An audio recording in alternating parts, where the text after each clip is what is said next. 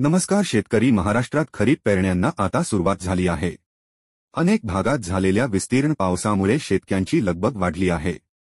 मात्र खरीप हंगामाच्या सुरुवातीलाच राज्यात युरिया आणि डीएपी, डायमोनियम फॉस्फेट या अत्यावश्यक खतांची मोठी टंचाई निर्माण झाली आहे.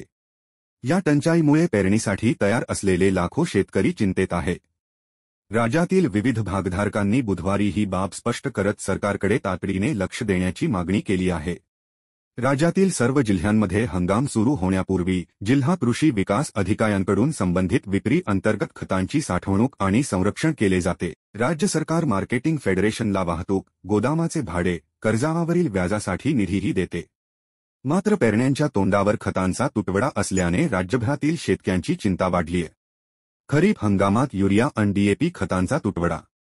पीटीआयने दिलेल्या वृत्तानुसार राज्यात खरीप हंगामासाठी एकूण 15.52 लाख मेट्रिक टन युरिया आणि 4.60 लाख मेट्रिक टन डीएपी खत लागते.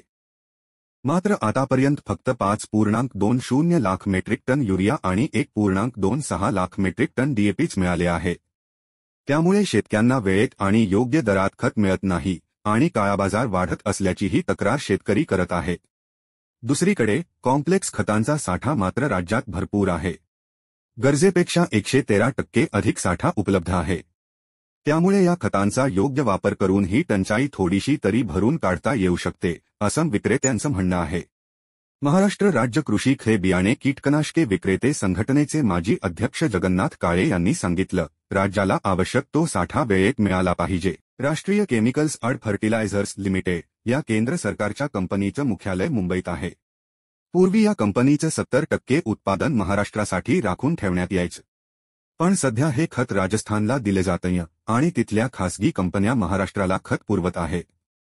ही व्यवस्था अन्यायकारक आहे आणि सरकारने यात लक्ष घालणं गरजेचं आहे.